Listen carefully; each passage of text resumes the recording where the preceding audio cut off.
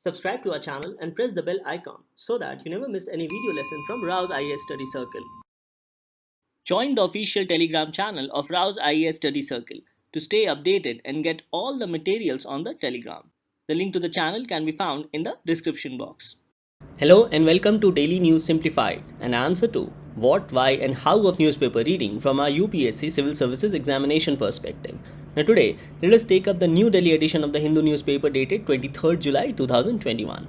The news to be discussed has been displayed on your screen and timestamping for the same has been provided in the description box below. So on this note, let's start today's discussion from our UPSC Prelims and Mains point of view. Now our first article for discussion appears on page number 6 as a lead article. It says the direction that the national curriculum framework needs to take. The author says that shaping a national curriculum framework using only the National Education Policy 2021 will be short-sighted. So from our examination perspective, we need to know about the national curriculum framework for school education and the fact that this framework will be made as per the new education policy of 2021, and in this year NCERT will take the lead in framing the national curriculum framework. Further, 4 state curriculum frameworks which is to be framed with the help of NCERT. We also need to know the importance of early childhood care and education, and also certain concerns expressed by the author in this article, especially regarding national curriculum framework. So all these aspects becomes important from the perspective of GS paper 2. As you can see, this topic can be asked in your mains examination, especially with respect to issues relating to education and human resources, and also regarding welfare schemes for the vulnerable sections of the population by center and states and the performance of these schemes. Now from your mains perspective, questions can be asked either on the importance and challenges with respect to framing of a national curriculum framework for school education, and also the importance of early childhood care and education. So both these aspects becomes important, particularly from your upcoming mains examination. So on this note, let's understand about these two aspects, that is national curriculum framework and importance of early childhood care, and also certain concerns expressed by the author in this particular article. Now, national curriculum framework for school education can be said to be the core of school education, and all activities in school revolve around its curriculum. So we can say that national curriculum framework is the core of school education, and all activities in school revolve around its curriculum. So the national curriculum framework encompasses different aspects such as syllabus, textbooks, teaching cum learning process, sports or interest in any games, physical education, dance, music, and it also includes assessment and examination activities. Now all these together leads to better learning outcomes for the students. So in view of providing directions to school curriculum, national curriculum framework is prepared at the national level, which draws its insight and perspectives from the national education policies. So the guidelines of national education policies, in this regard, the National Education Policy of 2020 shapes the framing of the national curriculum framework, which becomes the core of school education in India. So it is in this regard, the formulation of a new and comprehensive national curricular framework for school education shall be undertaken by NCERT by the year 2021. And this will be based on the principles and guidelines provided as per the National Education Policy of 2020. Now in this regard, discussions will take place with different stakeholders such as state governments, ministries, relevant departments of the central government, other expert bodies, etc. And these discussions will be made available in all regional languages.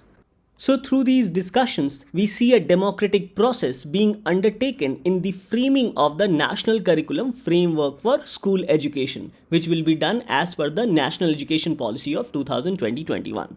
Further, the national curriculum framework document shall be revisited and updated every 5 to 10 years. And it is in this regard, as per the recommendation of National Education Policy of 2020, NCERT has tasked the State Councils of Educational Research and Training to develop 4 state curriculum frameworks which pertains to school education, early childhood care and education, teachers education and adult education. So in this discussion, let us learn about the importance of early childhood care and education and also certain concerns which has been raised by the author in this article. Now, as you all know, the National Education Policy of 2020 has divided the classes into a new setup or into a new system where the classes has been divided as per the foundational classes, preparatory classes, middle classes and secondary classes. So, these separation are based on certain years of education. For example, for foundational classes, that is which is for 5 years, it is divided into two aspects. The first aspect is 3 years of Anganwadi education or 3 years of early childhood care and education, and the second part comprises of class 1 and class 2. Similarly, for preparatory stages, it pertains to classes 3 to class 5. For middle stage of education, from class 6 to class 8, and for secondary education, classes 9 to 12. So this is how the new educational policy has segregated the educational setup as compared to this earlier setup of 10+2 mechanism, where students are giving board examination for class 10th and for class 12th. So the new education policy provides for a complete paradigm shift with respect to segregation of these education into foundational education, preparatory education, middle education and secondary education. Now with respect to foundational education, the first 3 years has been dedicated to early childhood care and education. And it is here where early childhood care becomes significant, especially because of the fact that it will also be provided in the Anganwadi schools. Now the question with respect to early childhood care and education remains as to twofold. Number one is that what will these little students or even children study at such an early stage? And second, how will such education which is provided at such an early level will help these little children with respect to their overall development? So according to National Education Policy of 2020, the early childhood care and education will ideally consist of flexible, multifaceted, multi-level, play-based, activity-based and discovery-based learning. So it focuses on 3 important things. One is play-based learning, second is activity-based learning, and the third is discovery-based learning. So this will overall help in the cognitive development of the brain. So these play-based, activity-based and discovery-based learning is to learn alphabets, languages, numbers, counting, colors, shapes, indoor and outdoor play, puzzles, logical thinking, problem-solving approach, drawing, painting and other visual arts, craft, drama, puppetry, music and even movement. So the focus of national education policy is not mere mugging of things, but rather learning the things the way they are based on play-based learning, activity-based learning and discovery-based learning to stimulate the cognitive development of the brain. Further, this aspect also includes a focus on developing social capacities, sensitivity, good behavior, courtesy, ethics, personal and public cleanliness, teamwork and cooperation. So it also focuses on social development of a child. So overall we can say that early childhood care and education as per the new education policy of 2020 aims to attain optimal outcomes in the domains of physical and motor development of a child, cognitive development, socio-emotional ethical development of a child, cultural and artistic development of a child, and also development of communication and early language, literacy and numeracy skills of a child. So this policy aims at improving the skill sets of a child at a very early stage with respect to the language used by the child, literacy level and also numeracy skills. Thus the overall goal is to ensure universal access to high quality early childhood care and education. Further, special attention shall also be provided to those districts and locations which are socially and economically disadvantaged. Now the next question which arises is regarding the delivery mechanism of this early childhood care and education. Now here the National Education Policy of 2020 says that the early childhood care and education shall be delivered through a significantly expanded and strengthened system of early childhood educational institutions, which shall consist of stand-alone Anganwaris co-located with primary schools, pre-primary schools or sections covering at least in the age group of 5 to 6 years co-located with existing primary schools, and stand-alone preschools. So all these schools will provide for early childhood care and education. The policy says that all these schools will employ workers, teachers, and especially those trained in the curriculum and pedagogy of ECCE, that is Early Childhood Care and Education. So in order to deliver early childhood care and education, there is a need to strengthen Anganwadi, especially with respect to high quality infrastructure. And this is what the new education policy aims to achieve.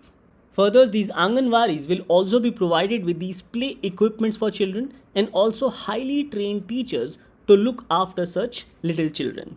Further, the buildings of the Anganwadi must be child friendly and well constructed, and funds for this purpose shall be provided both by the center and states. So these are some of the delivery mechanisms for early childhood care and education, which would be done through stand-alone Anganwadis or Anganwadis co-located with primary schools or pre-primary schools, or stand-alone pre-primary schools. So after understanding about the national curriculum framework and also about the importance of early childhood care and education, let's go through the last part with respect to the concerns raised by the author in this article. Now regarding the concerns, we have earlier studied that NCERT has tasked the State Councils of Educational Research and Training to develop 4 state curriculum frameworks. Now the NCERT for the development of these documents will provide support to these SCERTs in terms of guidance, training, personnel and even technology platforms to develop these documents. Further, the NCERT will also provide e-templates and questionnaires to these SCERTs, which shall be filled up by the states and union territories. Similarly, survey questionnaires, multiple choice questions will also be provided to conduct surveys among various stakeholders. So here the author raises certain questions with respect to these e-templates and questionnaires provided to states and union territories with respect to framing of the national curriculum framework. And here the author has raised concerns with the kind of questions being put in the questionnaires, as the author believes that reflecting majority opinion through these questionnaires need not be in the best interest of the children. Another concern raised by the author is regarding the need for separate pedagogy or teachers, especially regarding the foundational courses, particularly for the early childhood care and education. Now we know that the foundational course here is for 5 years, and this 5 years is divided into 3 years of early childhood care and education and 2 years with respect to class 1 and class 2. So the author believes that teachers' qualifications, salaries and training are supposed to be different because the curriculum frameworks are different for class 1 and 2 and for the 3 years preschool curriculum. And here the author says that ECCE classes and class 1 and 2 should not be clubbed together as a part of foundational course. So as a conclusion, the author has provided for certain suggestions to frame the national curriculum framework for school education. He says that there is a need for flexibility in secondary educational curriculum. He then mentions about the need for reform in the examination system for schools. He further elaborates that there is a need to provide more exposure to children to Indian languages. Further, the author has said to inculcate the aspect of Indian knowledge system within the school curriculum framework, especially with respect to Indian civilization, culture, and also philosophical beliefs. Now, the author has made another very significant suggestion. Here, the author has referred to certain previous educational policies and said that the earlier reports on education had placed values and principles of democracy and a morally, aesthetically, and intellectually rich individual life at the core. So, with respect to earlier education policy, at the core values were the morally, aesthetically, and intellectually rich individual life, and along with that, values and principles of democracy. And based on this core principle, these policies tried to solve their present problems based on the core principle. However, the new education policy of 2020, according to the author, has reversed this order. And here in this policy, the core principle has become the economic problems of today and based on which the entire education policy has been made. So this, according to the author, should not be done, and values and principles of democracy and a morally, aesthetically and intellectually rich individual life should be at the core of our education policy. So these can be said to be some of the important suggestions of the author with respect to framing of the national curriculum framework for school education. Thus this article becomes important as question in mains can be asked regarding national curriculum framework for school education and also with respect to the importance of early childhood care and education as provided in the National Education Policy of 2020. Now the next news to be discussed appears in the editorial section on page number 6. It says, limits of cooperation. Reforms in the cooperative sector should not be at the cost of federal principles. Now this particular editorial deals with Constitution 97th Amendment Act 2011, which introduced the cooperative societies in the Constitution of India. However, a recent Supreme Court judgment has declared certain part of Part 9b of the Indian Constitution as unconstitutional. So in this regard, we need to know about Constitution 97th Amendment and what were the provisions in the Constitution which this amendment introduced. As questions can be asked in your prelims examination, especially regarding the Constitution 97th Amendment Act of 2011. Now this amendment added the term cooperatives under Article 19(1)(c) pertaining to right to freedom of speech and expression and also to form associations or unions or cooperative societies. So this aspect was added through Constitution 97th Amendment. Further, this amendment also added Article 43b in Part 4 pertaining to directive principles of state policy. And Article 43b deals with promotion of cooperative societies. It says that the state shall endeavor to promote voluntary formation, autonomous functioning, democratic control and professional management of cooperative societies. And based on this, Part 9b was added to the Constitution of India, which provided for the incorporation of cooperative societies from Article 243ZH to Article 243ZT. So please remember these provisions with respect to cooperative societies, that is from Article 243ZH to Article 243ZT. So in this case, we have discussed so far about a Supreme Court judgment which has declared certain part of Part 9b as unconstitutional. However, there was an earlier judgment of Gujarat High Court. Now the Gujarat High Court had earlier declared entire Part 9b of the Indian Constitution as unconstitutional. Why? Because it impacted the federal structure and distribution of legislative power between states. Now let us understand this aspect through these two provisions, namely Article 243ZI and Article 243ZJ. Now Article 243ZI says incorporation of cooperative societies. It says that subject to the provisions of this part, the legislature of a state may by law make provisions with respect to incorporation, regulation and winding up of cooperative societies based on principles of voluntary formation, democratic member control, member economic participation and autonomous functioning. So basically, the state government had power to make laws. Further, Article 243ZJ says number and term of members of board and its office bearers. It says that the board shall consist of such number of directors as may be provided by legislature of a state. Now the question is that why is the state empowered to make law on these cooperative societies? Because of entry 32 in the state list.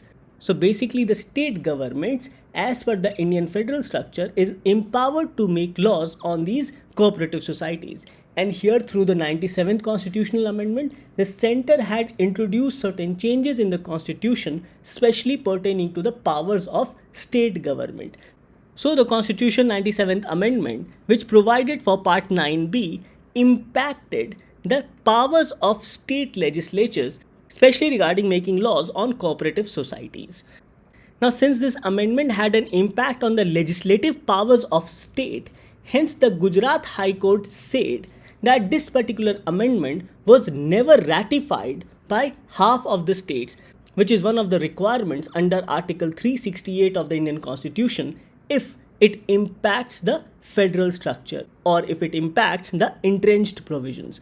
So it is on these understandings, entire Part 9b dealing with cooperative societies was declared unconstitutional by Gujarat High Court. Now, before moving further to the Supreme Court judgment, first of all, let us go through the provisions of Article 368, specially pertaining to the entrenched provisions. So it says that Parliament may, in the exercise of its constituent power, that is, power to amend the Constitution, amend the Constitution by way of addition, variation, or repeal any provision of the Constitution in accordance with the procedure laid down in this article. So this article also lays down the procedure for constitutional amendment. It further says that an amendment of this Constitution may be initiated only by the introduction of a bill for the purpose in either house of the Parliament. So a Constitution Amendment Bill can be introduced either in Lok Sabha or in Raj Sabha.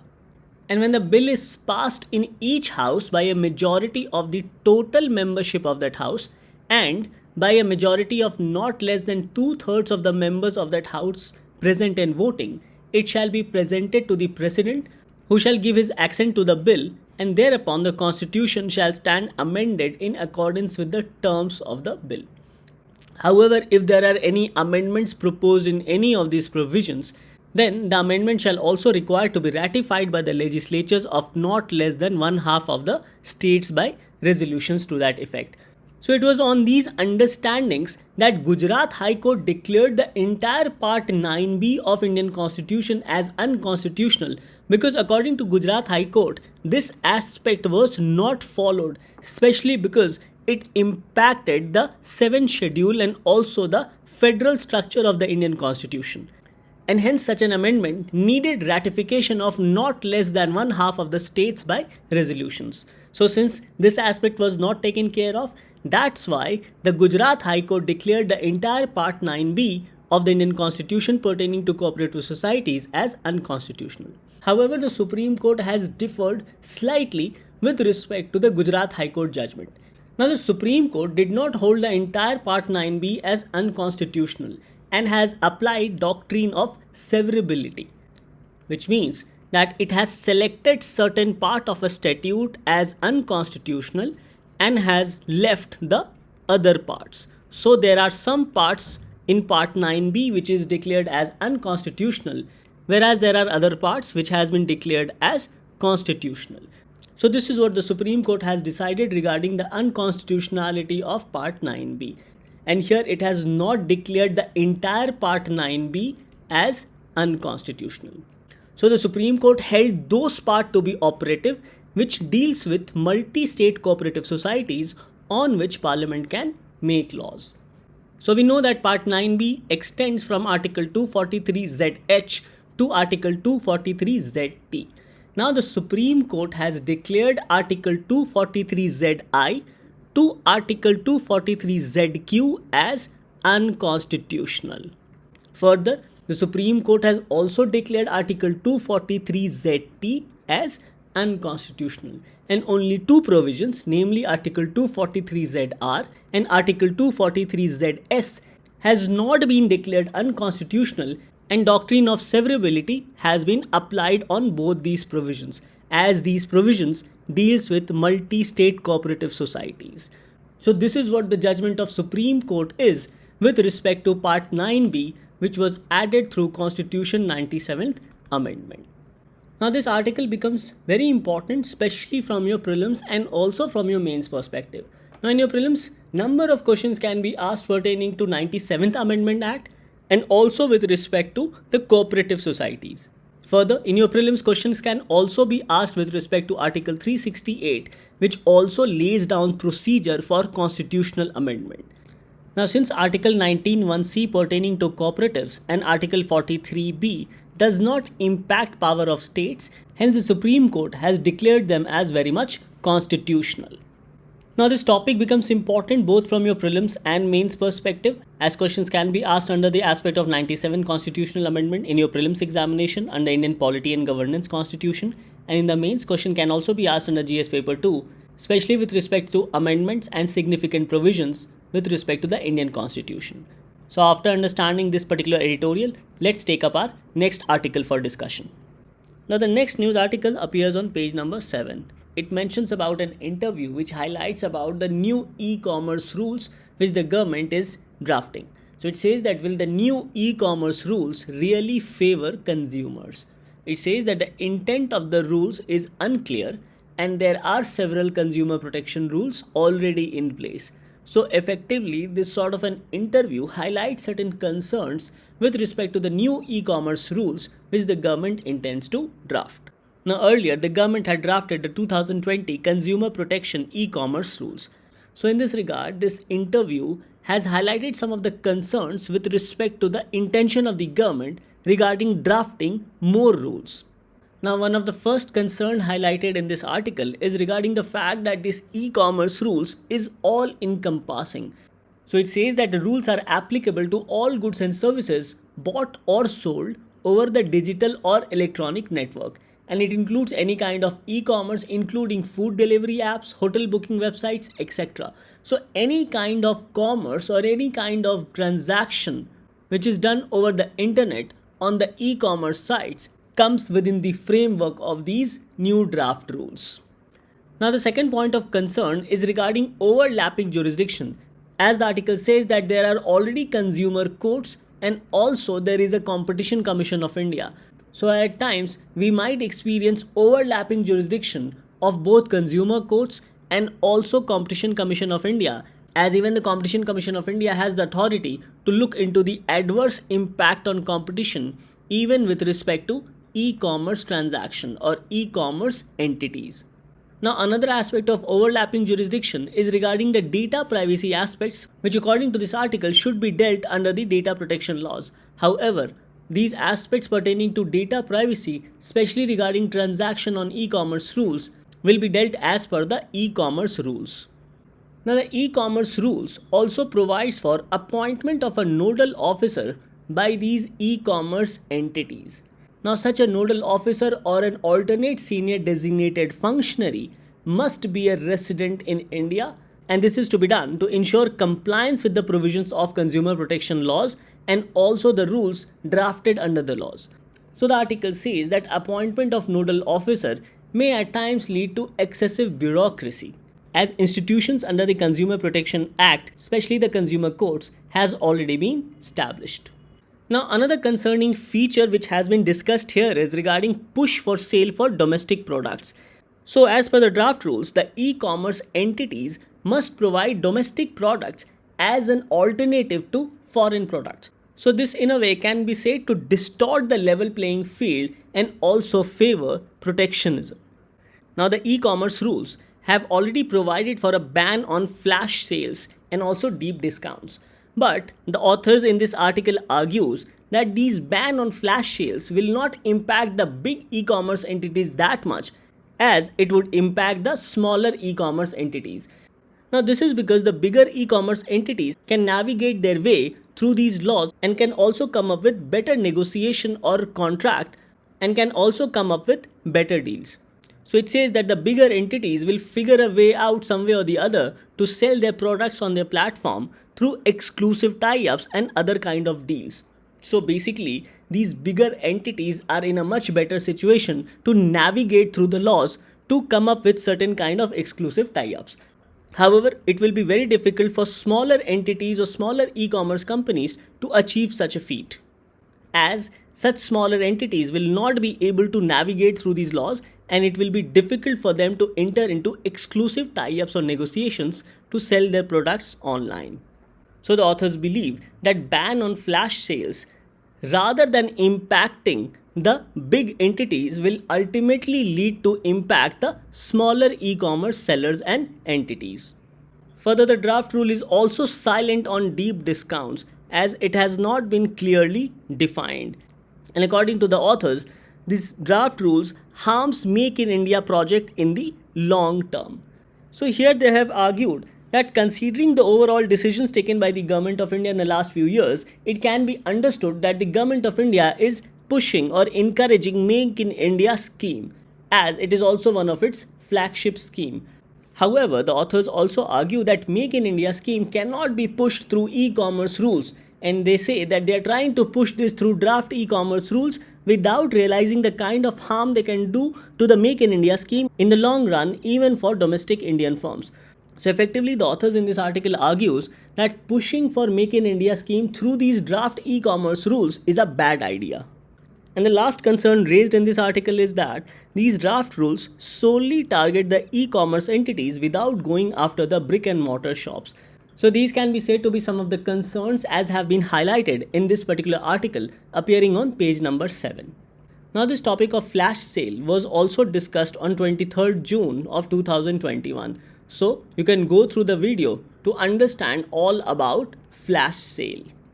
Now this topic of e-commerce rules and the concerns discussed becomes important both from the perspective of GS paper 2 and also GS paper 3 under the aspect of Indian economy, and even questions can be asked with respect to aspect of polity and also economic and social development.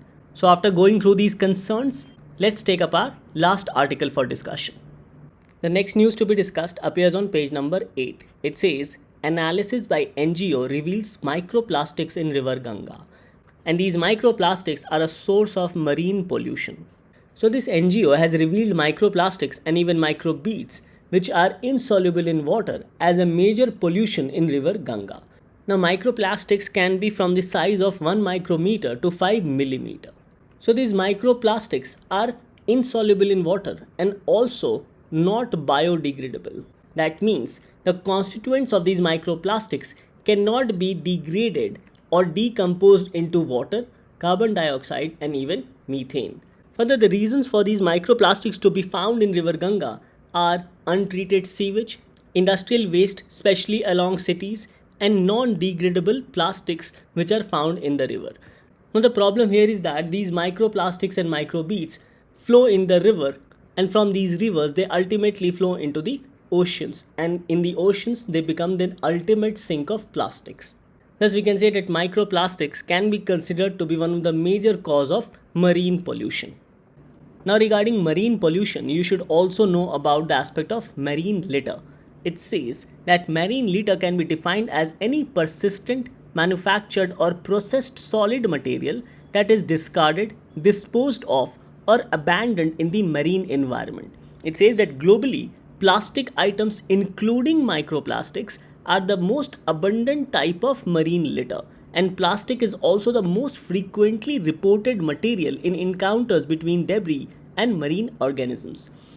Now the problem with these microplastics is that since they cannot be biodegraded, hence these microplastics are mostly ingested by these marine organisms, mostly fish and oysters, and these fish and oysters are then consumed by humans. So ultimately even humans are consuming these microplastics from the marine environment. Further, you should also know about the sources of plastic debris including microplastics in the ocean.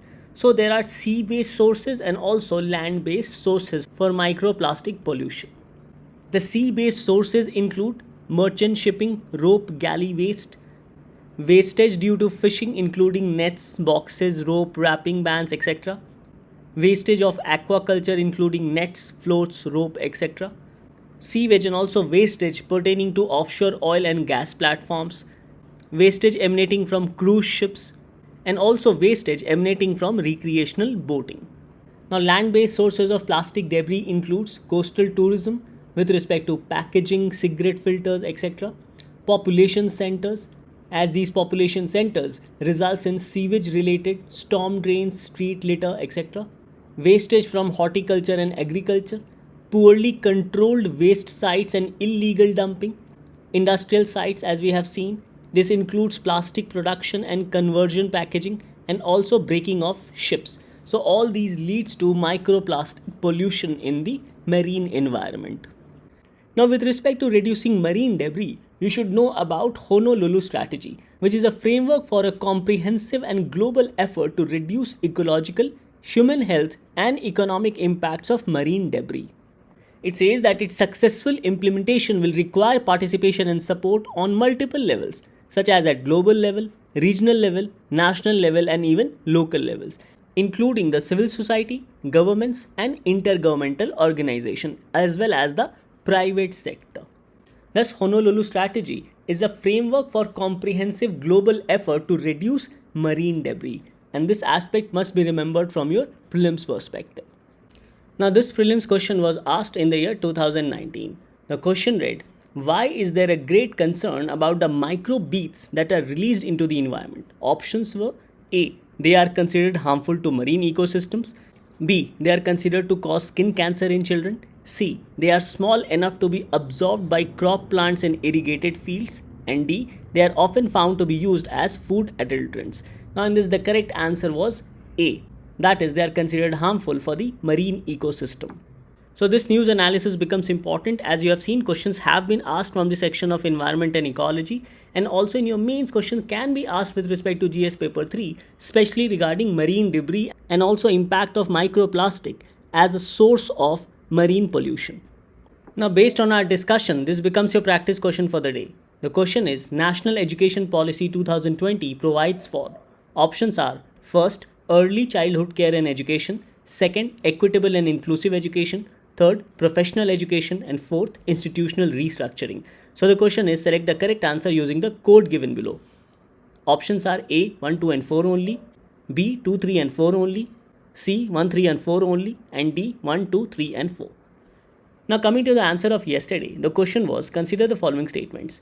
World Heritage Committee decides whether property is to be inscribed into the UNESCO World Heritage List. Yes, this is correct.